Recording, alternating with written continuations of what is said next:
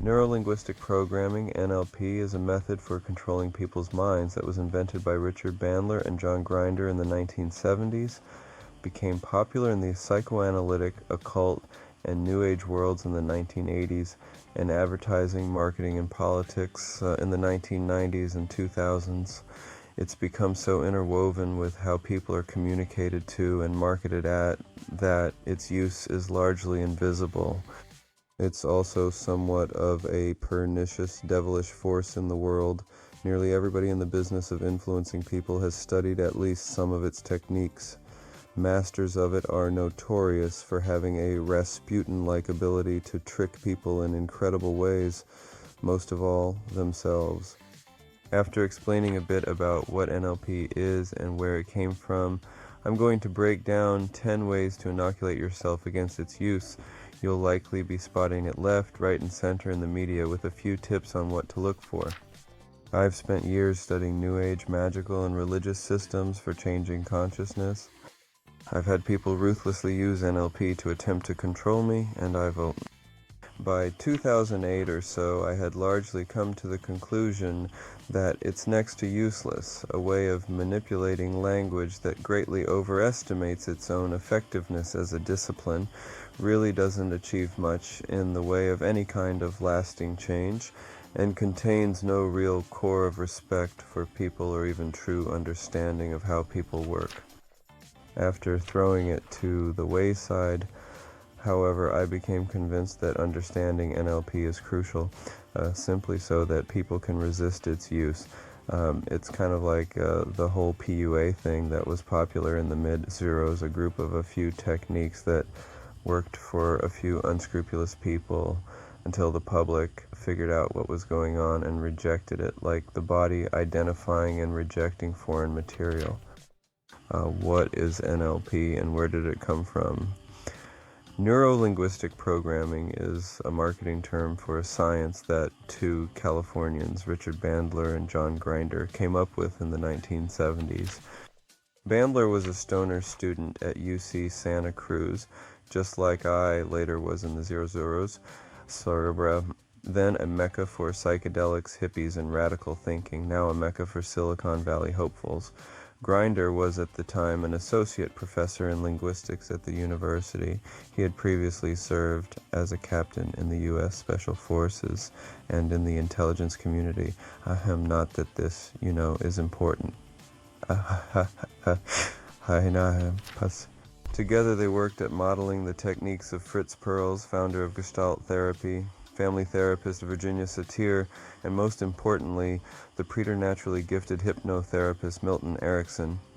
Bandler and Grinder sought to reject much of what they saw as the ineffectiveness of talk therapy and cut straight to the heart of what techniques actually worked to produce behavioral change. Inspired by the computer revolution, Bandler was a computer science major. They also sought to develop a psychological programming language for human beings. What they came up with was a kind of evolution of hypnotherapy. While classical hypnosis depends on techniques for putting patients into suggestive trances, even to the point of losing consciousness on command, NLP is much less heavy-handed. It's a technique of layering subtle meaning into spoken or written language so that you can implant suggestions into a person's unconscious mind without them knowing what you're doing. Though mainstream therapists rejected NLP as pseudo-scientific nonsense, it has been officially peer-reviewed and discredited as an intervention technique. Lots more on that here. It nonetheless caught on. It was still the 1970s, and the human potential movement was in full swing, and NLP was the new darling. Immediately building a publishing, speaking, and training empire, by 1980, Bandler had made over $800,000 from his creation. He was even being called on to train corporate leaders, the Army, and the CIA. Self-help gurus like Tony Robbins used NLP techniques to become millionaires in the 1980s. Robbins now has an estimated net worth of $480 million. By the middle of the decade, NLP was such big business that lawsuits and wars had erupted over who had the rights to teach it or even to use the term NLP. But by that time, Bandler had bigger problems than copyright disputes. He was on trial for the alleged murder of prostitute Corinne Christensen in November 1986. The prosecution claimed that Bandler had shot Christensen 34 point blank in the face with a .357 Magnum in a drug deal gone bad. According to the press at the time, Bandler had discovered an even better way to get people to like him than NLP, cocaine, and become embroiled in a far darker game even than mind control. A much recommended investigation into the case, published by Mother Jones in 1989, opens with these chilling lines. In the morning, Corinne Christensen last snorted cocaine. She found herself, straw in hand, looking down the barrel of a .357 Magnum revolver. When the gun exploded, momentarily piercing the autumn stillness, it sent a single bullet on a diagonal path through her left nostril and into her brain. Christensen slumped over her round oak dining table, bleeding onto its glass top, a loose-leaf notebook, and a slip of yellow memo paper on which she had scrawled, in red ink, "Don't kill us all." Choking, she spit blood onto a wine goblet, a tequila bottle, and the shirt of the man who would be accused of her murder, then slid sideways off the chair and fell on her back. Within minutes, she lay still. As Christensen lay dying, two men left her rented townhouse in a working-class section of Santa Cruz, California. One was her former boyfriend, James Marino, an admitted cocaine dealer and convicted burglar. The other, Richard Bandler, was known internationally as the co-founder of Neuro-Linguistic programming, NLP, a controversial approach to psychology and communication.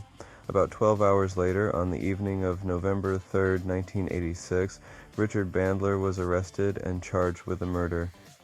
Bandler's defense was simply that Marino had killed Christensen, not him. Many at the time alleged he used NLP techniques on the stand to escape conviction.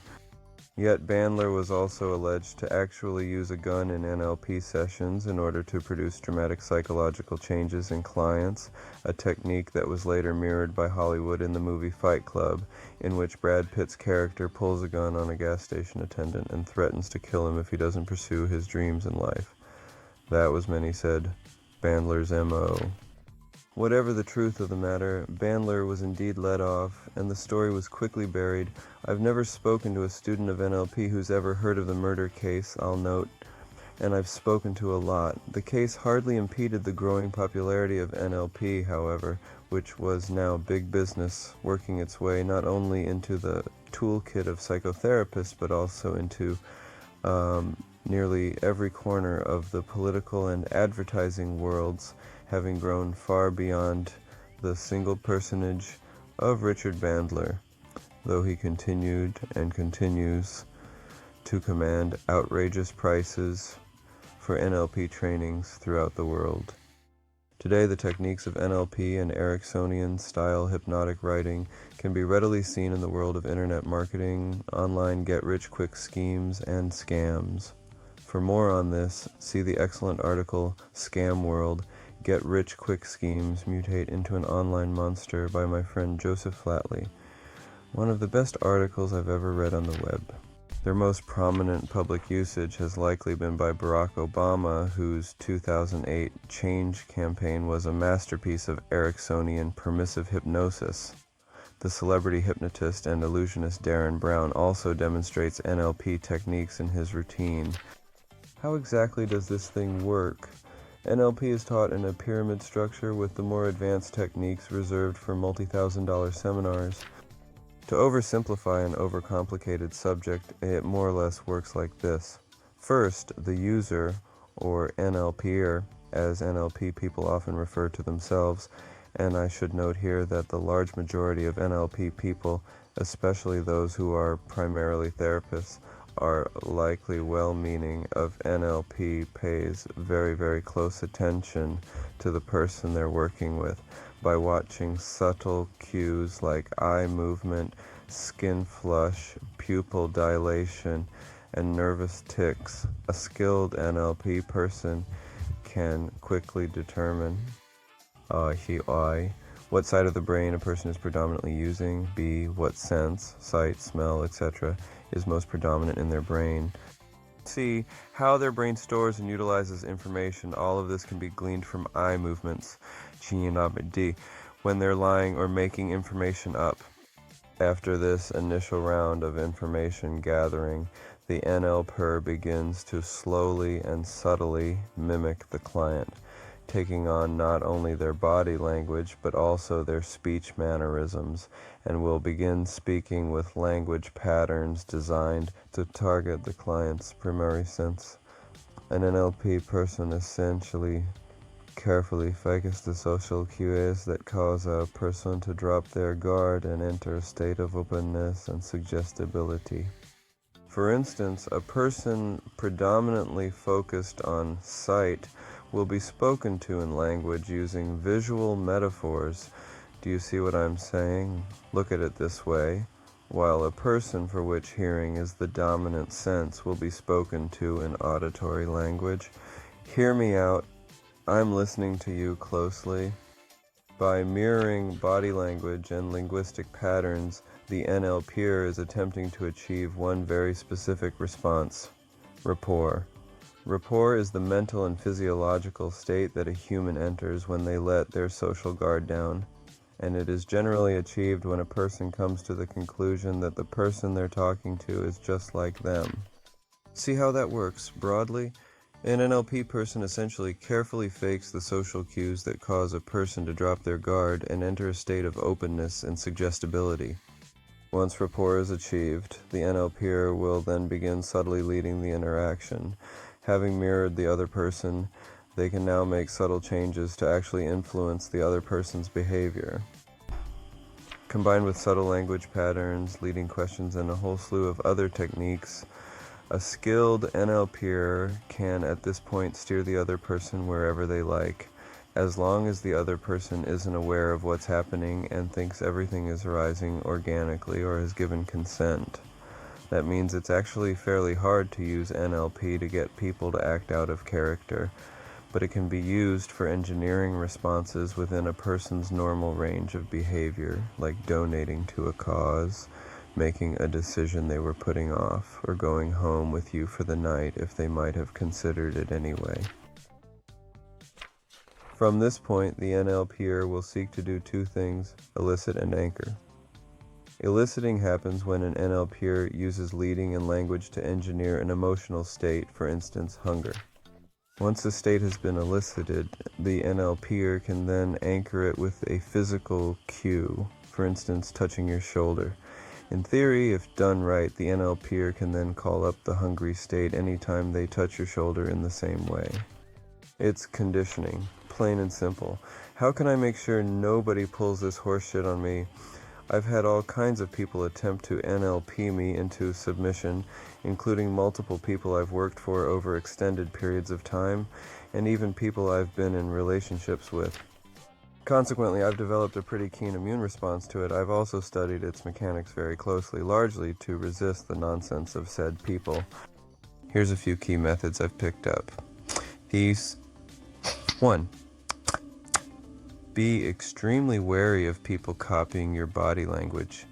If you're talking to somebody who may be into NLP and you notice that they're sitting in exactly the same way as you, or mirroring the way you have your hands, test them by making a few movements and seeing if they do the same thing.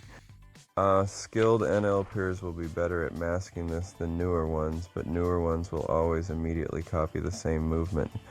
This is a good time to call people on their shit. 2. Move your eyes in random and unpredictable patterns. This is freaking hilarious to do to troll NLPers. Especially in the initial stages of rapport induction, an NLP user will be paying incredibly close attention to your eyes. You may think it's because they're intensely interested in what you're saying. They are, but not because they actually care about your thoughts. They're watching your eye movements to see how you store and access information.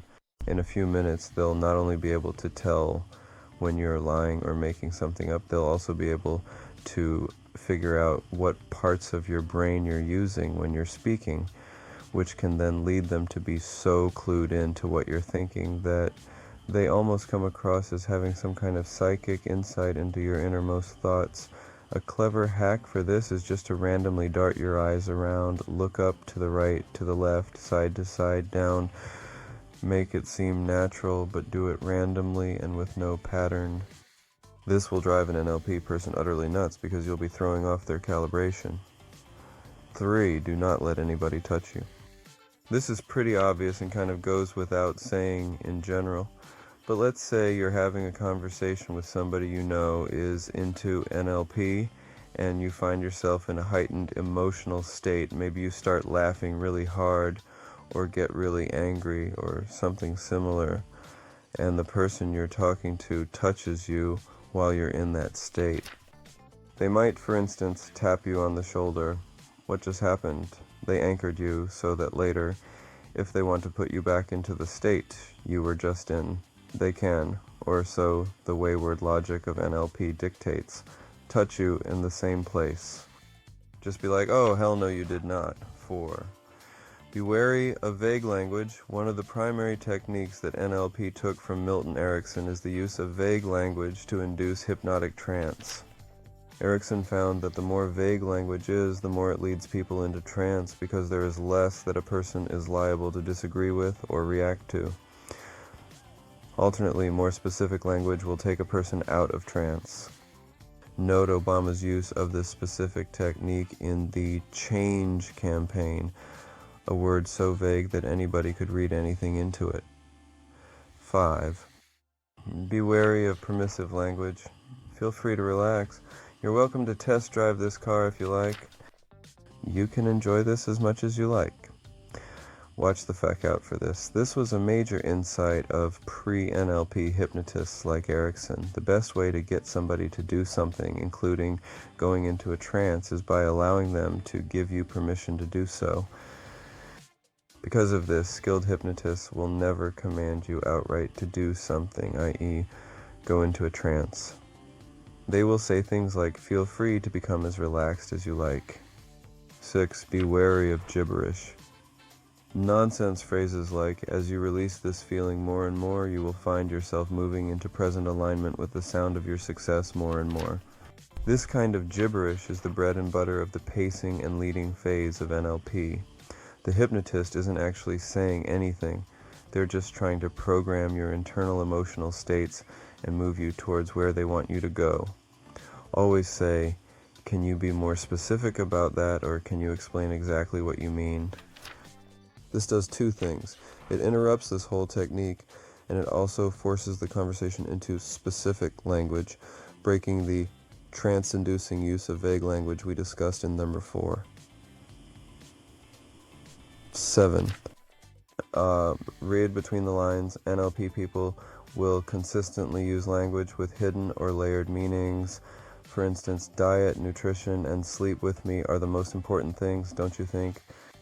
On the surface, if you heard this sentence quickly, it would seem like an obvious statement that you would probably agree with without much thought. Yes, of course, diet, nutrition, and sleep are important things, sure, and this person's really into being healthy. That's great. But what's the layered in message? Diet, nutrition, and sleep with me are the most important things, don't you think? Yep, and you just unconsciously agreed to it. Skilled NLPers can be incredibly subtle with this. 8. Watch your attention. Be very careful about zoning out around NLP people. It's an invitation to leap in with an unconscious cue. Here's an example. An NLP user who was attempting to get me to write for his blog for free noticed I appeared not to be paying attention and was looking into the distance, and then started using the technique listed in 7 by talking about how he never has to pay for anything because media outlets send him review copies of books and albums for free. Everything for free, he began hissing at me. I get everything for free. Obvious, no? 9. Don't agree to anything. If you find yourself being led to make a quick decision on something and feel you're being steered, leave the situation. Wait 24 hours before making any decisions, especially financial ones. Do not let yourself get swept up into making an emotional decision in the spur of the moment. Salespeople are armed with NLP techniques specifically for engineering impulse buys. Don't do it. Leave and use your rational mind. 10. Trust your intuition. And the foremost and primary rule, if your gut tells you somebody is fucking with you or you feel uneasy around them, trust it. NLP people almost always seem off, dodgy, or like used car salesmen. Flee or request they show you the respect of not applying NLP techniques when interacting with you. Hopefully this short guide will be of assistance to you in resisting this annoying and pernicious modern form of black magic. Take it with you on your phone or a printout next time you're at a used car sales lot, getting signed up for a gym membership, or watching a politician speak on TV. You'll easily find yourself surprised how you allow yourself to notice more and more NLP techniques, more and more, don't you think? For more on NLP, check out the book Introducing NLP by Joseph O'Connor, or the immensely useful Neuro-Linguistic Programming for Dummies. As a bonus, here's a great video breaking down the use of NLP techniques by media outlets on both sides of the political spectrum, from Fox News to Stephen Colbert. It gets a bit into Christian conspiracy thinking, but is very good information. It's so worth